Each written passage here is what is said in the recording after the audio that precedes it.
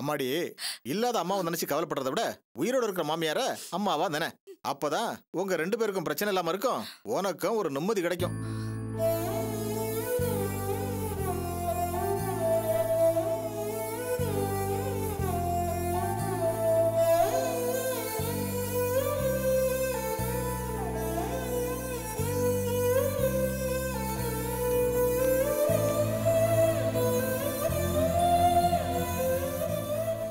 மாமா, மாப்பிள்ள வாங்க வாங்க வாங்க வாங்க. சுதா, மாப்பிள்ள வந்திருக்காரு, உள்ள கூட்டிட்டு போமா. என்ன சுதா சொல்லாம கொள்ளாம இங்கே வந்து உட்காந்துருக்க? உன்னை காணாம நான் எவ்வளவு பயந்து போயிட்டேன் தெரியுமா? நீங்க எதுக்காக என்ன தேடினீங்க?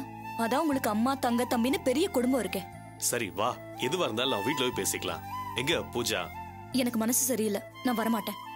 தமிழரசு நான் போன் பண்ணி பேசினேன் சுதா. ஏதோ ஆபீஸ் டென்ஷன்ல அந்த பணத்தை மறந்துட்டானா, நாளைக்கு தரேன்னு சொல்லிருக்கான். பணத்தை திருப்பி கொடுத்தா எல்லாம் முடிஞ்சு போச்சா? என் மானம் போனது தானே. இப்ப கூட நீங்க பணத்தை கேட்க போய் எனக்கு தான் பொல்லாப்பு. அண்ணன் சும்மா இருந்தாலும் அண்ணி தான் தூண்டி விடுறான்னு அவனும் என்ன தப்பா நினைச்சிருப்பான். உங்க வீட்டுல எது நடந்தாலும் சரி, எல்லாம் ஏன் தலையில தான் வந்து விடியுது. நாம வீடு கட்டுற விஷயம் கூட தமிழரசுக்கு தெரிஞ்சு போச்சு. அவனுக்கு எப்படிங்க தெரிஞ்சது? நீங்க தான் சொல்லிருப்பீங்க, ஏதாவது வாயை விட்டுருப்பீங்க. இல்ல சுதா, நீ தான் சொல்ல வேணான்னு சொல்லிட்டல, அப்புறம் எப்படி நான் சொல்லுவேன்? அவனுக்கு யாராவது ஃப்ரெண்ட்ஸ் சொல்லிருப்பாங்க. ஆமாமா, உங்க தம்பிக்கு தான் ஊர் முழுக்க நிறைய ஃப்ரெண்ட்ஸ் இருக்காங்களே. அவன மாதிரியே உருப்படாத ஃப்ரெண்ட்ஸ்னு நீங்க பணம் கேட்டு போயிருப்பீங்க. உடனே உங்க தம்பிக்கு ரோஷம் பொத்துக்கிட்டு வந்திருக்கும். அதனாலதான் நம்ம வீடு கட்டுற விஷயத்த சொல்லி உங்களை பிளாக்மெயில் பண்ண பாத்திருக்கான். அப்படியெல்லாம் இல்ல சுதா, அவன் கேஷுவலா தான் கேட்டான். யாராவது சொல்லி இந்த விஷயம் அம்மாவுக்கு தெரிஞ்சதுன்னா அவங்க மனசு வருத்தப்படுவாங்க, அதுக்கு முன்னாடி நீயே சொல்லிடுன்னு சொன்னான். இதுல உங்க அம்மா மனசு கஷ்டப்பட என்னங்க இருக்கு? அவங்க படத்துல நம்ம வீடு கட்டுறோம். இது எங்க அப்பா எனக்கு கொடுத்த இடம். இதுல நம்ம உழைச்சு சம்பாதிச்சு கஷ்டப்பட்டு வீடு கட்டுறோம். நம்ம யாரையும் ஏமாத்தி கட்டலையே. சரி சுதா, வா நம்ம வீடு கிளம்புவோம். நான் இப்ப வர மாட்டேன். எப்படியும் உங்க தம்பி உங்க அம்மா கிட்ட நம்ம வீடு கட்டுற விஷயத்த பத்தி சொல்லிருப்பான். ஒண்ணும் இல்லாம உங்க அம்மா என்கிட்ட சண்டைக்கு வந்து நிப்பாங்க. இந்த விஷயம் தெரிஞ்ச உடனே கொதிச்சு போயிருப்பாங்க. இப்ப போனா அங்க நிலைமை சரி இருக்காது. நான் இங்கே 2 நாள் இருந்துட்டு வரேன். பூஜா கூட ஸ்கூல் லீவு தான். தமிழரசுக்கு இந்த விஷயம் முன்னாடியே தெரியும் போல. ஏதோ மனசு பொறுக்காம இப்பதான் அவன் என்கிட்ட கேட்டான். இதெல்லாம் போய் அவன் அம்மாட்ட சொல்லிட்டு இருக்க மாட்டான் சுதா. அவனால் நம்ம வீட்டுல எந்த பிரச்சனையும் வராது. நீ வா. அப்போ நான் தான் உங்க வீட்டுல பிரச்சனை பண்றேன்னு சொல்றீங்களா? இப்ப நான் அப்படி சொன்னா ஏன் நான் எது சொன்னாலும் தப்பாவே எடுத்துக்கிறேன்? நீ முதல்ல கிளம்பி வா, இல்லனா மாமா நம்ம வீட்டுல ஏதோ பிரச்சனை இருக்கு போலன்னு நினைச்சுக்க போறாரு. ஓஹோ, அதுக்காக தான் நீங்க என்ன கூப்பிட வந்திருக்கீங்களா? அதை நினைச்சு நீங்க ஒன்னும் பயப்பட வேண்டாம். உங்க குடும்பமானத்தை இங்க வந்து வாங்க மாட்டேன். அன்னைக்கு நீங்க போலீஸ் ஸ்டேஷன்ல இருந்தீங்க பாருங்க, அப்பவே எங்க அப்பாக்கு ஒரு போன் பண்ணிருந்தா போதும், அடுத்த நிமிஷமே வந்து இறங்கிருப்பாரு. உங்க குடும்பமானத்தை காப்பாத்ததான் இத பத்தி நான் எங்க அப்பா கிட்ட இன்னும் எதுவும் பேசல. உங்க குடும்பத்து மேல எனக்கு அக்கறையே இல்லைன்னு உங்க அம்மா சொல்லிட்டு இருக்காங்கல்ல, அவங்க கிட்டயும் சொல்லுங்க. சரி வா சுதா. நான் தான் இப்ப வர முடியாதுன்னு சொல்லிட்டேன்ல, ஒரு 2 நாள் கழிச்சு வாங்க, அப்புறம் பார்க்கலாம்.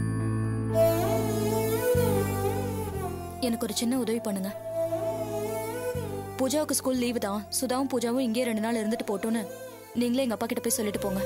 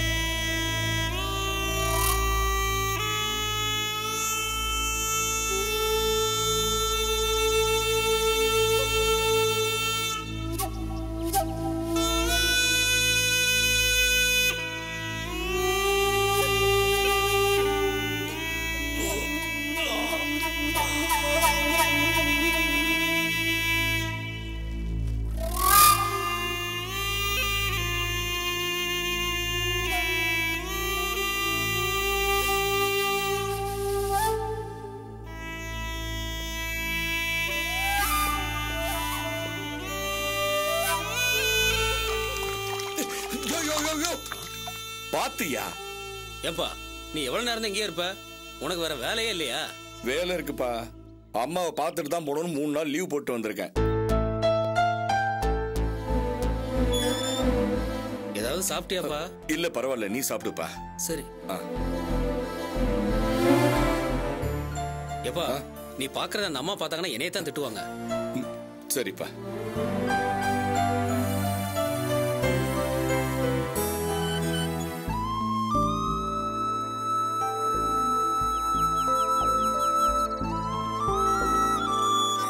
எப்பா, வெத்தலை போடுற பழக்கம் இருக்கா? இல்லப்பா, அந்த பழக்கம்லாம் இல்ல. இல்ல நான் சாப்பிட்டு முடிஞ்சதுக்கு அப்புறம் வெத்தலை போடுற பழக்கம் உண்டு. காலையில வரும்போது வாங்காம வந்துட்டேன். உன்கிட்ட இருந்தா வாங்கி போடலாம்னு பார்த்தேன்.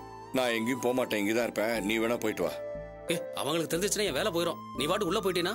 ஆஹா, நான் அப்படிலாம் போக மாட்டேன். நீ தைரியமா போயிட்டு வா. ஆ.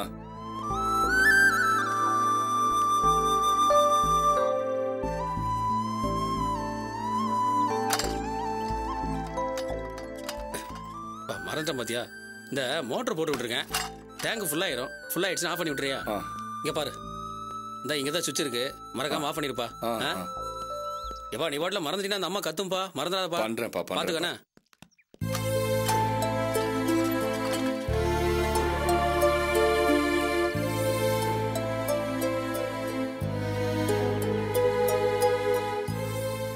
செக்யூரிட்டி யோ, இன்னும் போல நீ எங்க போன? செக்யூரிட்டி வெத்தலை பாக்கு வாங்கறதுக்கு அந்த கடை வரைக்கும் போயிருக்காரு. யாரு கேட்டு போன அவன்? சரி, இந்தா அந்த முனையில ஒரு கடை இருக்கு, போய் 2 சிகரெட் வாங்கிட்டு வா.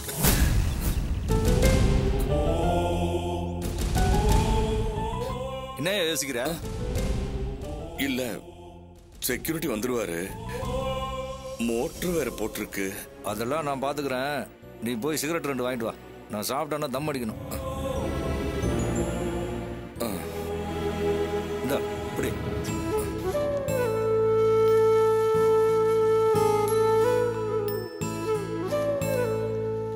யோ, அப்படியே 2 கடலை உருண்டையும் வாங்கிட்டு வா.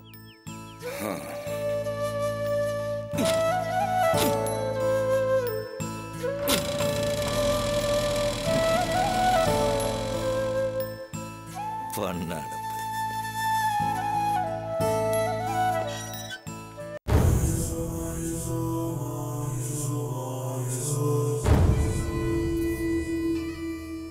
சார், வரதராஜன் எஃப்சிக்கு வந்திருக்கான் சார். தெரியும். அவன் எஃப்சி முடிஞ்சு 2 நாள் ஆகுது. அது எப்படி சார் உங்களுக்கு தெரியும்? சிஸ்டத்தை தட்டி பார்த்தாதான் உனக்கு தெரியும். அந்த சிஸ்டத்தை உருவாக்கினது நான் தான்டா முட்டாள். எந்த எஃப்சி எப்போ முடியுது, லைசன்ஸ் யாருக்கு எப்போ முடியுதுன்னு எல்லாத்தையும் இந்த கம்ப்யூட்டரில் ஸ்டோர் பண்ணி வச்சிருக்கேன். வரதராஜன் உன்னை தேடி வருவான்னு எனக்கு நல்லா தெரியும். தீபாவோட லைசன்ஸ் பேப்பர்ல கையெழுத்து போட்டீங்களே சார், ஞாபகம் இருக்கியா? அதுதான் நான் கடைசியா போட்ட கையெழுத்து. அது அவ்வளவு சீக்கிரமா மறக்க முடியுமா? சார், நீங்க போட்ட எல்லா கையெழுத்தையும் விஜிலன்ஸ் போலீஸே செல்லாதுன்னு கேன்சல் பண்ணிட்டாங்க சார். புதுசா வந்த பிரேக் இன்ஸ்பெக்டர் தீபாவோட லைசன்ஸ் பேப்பர்ல கையெழுத்து போட்டுட்டாரு சார். புதுசா வந்த ஆபீசர் கையெழுத்து போட்டா நீ உடனே அதை அவகிட்ட கொடுத்துடணுமா? உன்னை அங்க வேலைக்கு வச்சது யாரியா? என் தம்பி தானே. நீ என் தம்பி கிட்ட விசுவாசமா இரு, அது போதும். அவன் என் தம்பி இந்த பாடுபடுத்தி இருக்கா, நீ அவளுக்கு லைசன்ஸ் கொடுக்க போறியா? கொடுக்காத, நிறுத்தி வை. என் தம்பியை பகைச்சுக்கிட்டா என்ன நடக்கும்னு அவளுக்கு நல்லா தெரியணும். டென்ஷன் ஆகாத. அவளுக்கு லைசன்ஸ் கொடுத்து வண்டி ஓட்ட விடு. நான் இங்க வரத்துக்கு 3 பேர் முக்கிய காரணமா இருந்தாலும் சட்டத்தோட பார்வையில இந்த குட்டச்சி ஒருத்தி தான் காரணம். நாம லைசன்ஸ் ரெஜிஸ்ட்ரேஷன் நம்பர் எல்லாம் கொடுக்காம இருந்தோம்னா வேலாயுதம் தான் பழி வாங்குறான்னு அது ஒரு பிரச்சனை ஆக்கிடுவாங்க. கோதண்டா, அந்த குட்டச்சிக்கு லைசன்ஸ் ரெஜிஸ்ட்ரேஷன் நம்பர் எல்லாம் கொடுத்து விடு. என்ன? அப்போ அந்த வரதராஜனுக்கு எஃப்சி போட்டு கொடுக்கட்டுமா சார்? முட்டாள், நான் சொல்றத முழுசா கிட்ட பேசு. வரதராஜனோட எஃப்சியை நிறுத்தி வை. 4 நாள் வண்டி ஓடலனா அவன் வீட்டுல அடுப்பு எரியாது. பசி நெருப்பு பத்தி எரியும். அவன் வயிறு காயணும்டா. அப்பதான் அவன் பொண்ணு என்ன தப்பு பண்ணிருக்கான்னு அவனுக்கு புரியும். அது மட்டும் இல்ல, அவளுக்கு லைசன்ஸ் கொடுத்தா அது அவனுக்கு செலவு.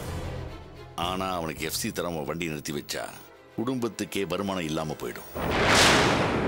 ஆமா, இப்ப அவன் வண்டி எங்க இருக்கு? சார், நம்ம ஆபீஸ் கிரவுண்ட்ல தான் சார் இருக்குது. வசதியா போச்சு விடு. பழக்கமா நமக்கு பிடிக்காத வண்டி வந்து என்ன செய்வான்?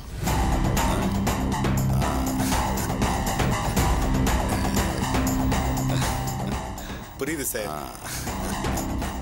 அது அப்படி பண்ணிட்டா புதுசா வந்திருக்கிற பிரேக் இன்ஸ்பெக்டர் கூட அவனுக்கு எஃப்சி பாஸ் பண்ண முடியாம போயிடும். சார், சொல்லிட்டீங்களா, இனிமே நான் பாத்துக்கிறேன் சார்.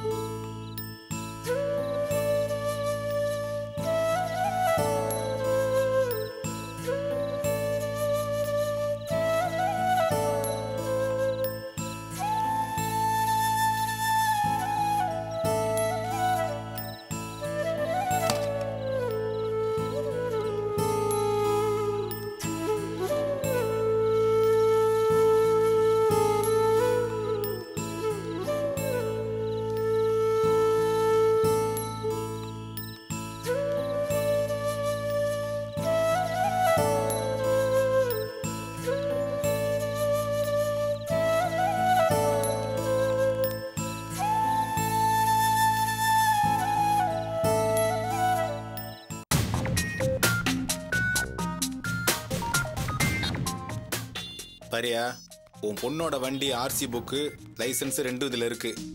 புது ஆபீசர் வந்த உடனே போட்ட கையெழுத்து இதுதான். இந்த சார் என்னுடைய எஃப்சி மேட்டர். புது ஆபீசர் டேபிள் உன்னோட அப்ளிகேஷன் வச்சிருக்கேன்யா. அவர் வந்து வண்டியை பாக்குறேன்னு சொல்லியிருக்காரு. நீ வெளியே வெயிட் பண்ணு, சார் வந்து பாப்பாரு. ரொம்ப நன்றி சார்.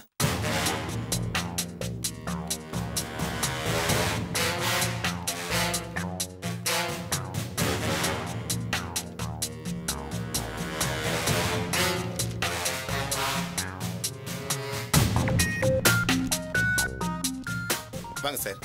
ஐயோ வரதராஜன் சார் வந்துட்டாங்க. சார் வணக்கம். வணக்கம். எல்லாம் பக்காவா இருக்கா? பக்காவா ரெடி பண்ணிருக்கேன் சார். 20,000 ரூபாய் செலவு பண்ணிருக்கேன் சார். தட்டி விட்டா குதிரை மாதிரி பறக்கும். போய் வண்டி எடுங்க பாப்போம்.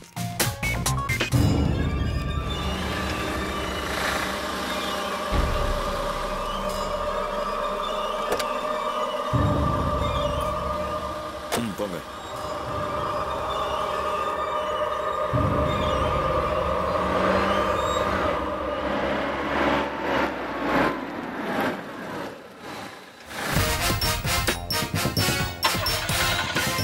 என்னையாச்சு?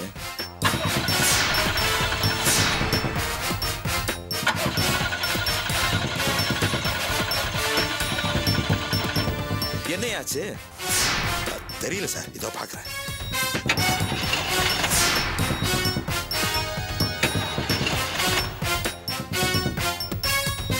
என்னதான் ஆச்சு? வண்டியை ஒழுங்கா சர்வீஸ் பண்ணியா இல்லையா? என்னாச்சு? தெரியல சார். நேத்து நான் கொண்டு வந்து விடுற வரைக்கும் நல்லா தான் சார் ஓடிட்டு இருந்துச்சு. இப்ப என்ன ஆச்சுன்னு தெரியல. வண்டியில ஏதோ ப்ராப்ளம் இருக்க மாதிரி இருக்கு. அதை சரி பண்ணி எடுத்துட்டு வந்தாதான் நான் எஃப்சியை பத்தி யோசிக்க முடியும். ஏற்கனவே எஃப்சி முடிஞ்சு 3 நாள் ஆச்சு. இதுக்கு எப்படிதான் எஃப்சி கொடுக்க போறனோ தெரியல சார். சின்ன ப்ராப்ளம் தான் சார் இருக்கும். நான் இப்பவே போய் சரி பண்ணி கொண்டு வந்துறேன் சார். உன்னை நம்பி செக் பண்ணாம எஃப்சி போட்டு கொடுத்துருந்தானா என் நிலைமை என்ன ஆகுது? Sir please sir, please sir. Sir sir sir 20,000 ரூபாய் செலவு பண்ணி சர்வீஸ் பண்ணிருக்கேன் சார். இதெல்லாம் பாக்குறதே வேலை இல்லையா? முதல்ல வண்டியை சரி பண்ணி கொண்டு வந்தா தான் எஃப்சி கிளியர் பண்ண முடியும். யோ கோதண்டோ, இதெல்லாம் ஒழுங்கா பாக்குறது இல்ல நீ. ஏன் என் டைமை வேஸ்ட் பண்ற? Sir sir sir sir please please sir. Sir sir sir please sir. Sir என்ன வரதராஜன் இப்படி பண்ணிட்ட? உன்னால ஆபீஸ்ட்டு நான் திட்டுவ வேண்டியதா போச்சு. என்னத்த வண்டியை கொண்டு வந்தியப்போ? சார் என்ன ஆச்சுன்னே தெரியல சார். நேத்து நான் இங்க கொண்டு வந்து விடுற வரைக்கும் நல்லா தான் சார் இருந்துச்சு. உன் வண்டி மாதிரி எத்தனை வண்டி இங்க நிக்குது. அதெல்லாம் ஒழுங்கா ஓடிட்டு தானே இருக்குது. நீ ஏதோ மனசு குழப்பத்துல இருக்குன்னு நினைக்கிறேன். முதல்ல போய் வண்டியை சரி பண்ணி எடுத்துட்டு வா. புது ஆபீசர் முதல்ல பார்க்கும்போது இப்படி பண்ணிட்டியா? அவர் என்ன பத்தி என்ன நினைப்பாரு? இனிமே என்னைக்கு உன் வண்டியை பார்க்க போறாரோ தெரியல. சார் சின்ன ரிப்பேரா தான் சார் இருக்கும். நான் உடனே ரெடி பண்ணி கொண்டு வந்துடுறேன். எப்படியாவது நீங்க தயவு பண்ணீங்கன்னா என் வண்டிக்கு எஃப்சி கிடைச்சிடும். சரி வா பார்க்கலாம்.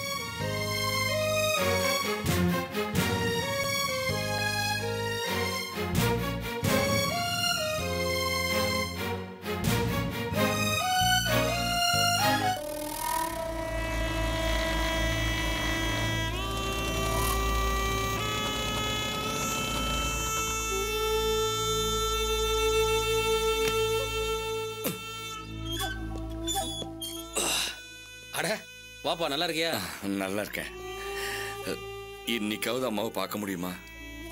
நீங்க சொல்றீங்களா இல்ல நானே அம்மாவை பார்த்துட்டுப்பா? நீ தேவையில்லாம கேமராமேன் எல்லாம் போய் நிக்காதப்பா. இன்னைக்கு காலையில தான் ஐயாவும் அம்மாவும் அவசரமா எங்கேயும் கிளம்பி போறாங்க. வெளில போயிட்டாங்களா? ஆமா. ஆடாடா, தெரிஞ்சிருந்தா நான் முன்னாடியே வந்திருப்பேன். வர வழியில வண்டி ரிப்பேர் ஆயிடுச்சு. இல்லைன்னா அவங்க போறதுக்கு முன்னாடியே வந்திருப்பேன்.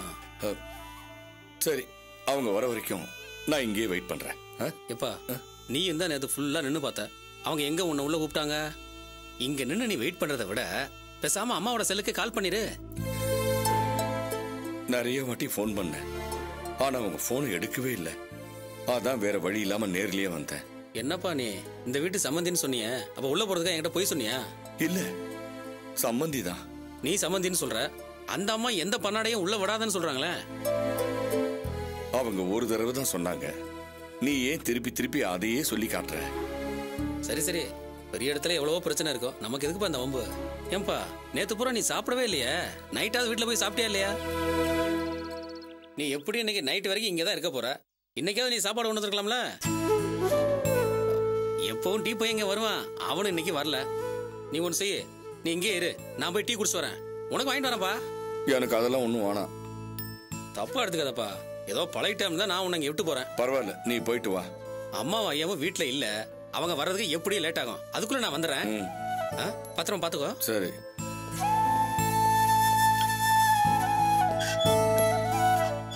வந்துடுறேன். போயிட்டு வா.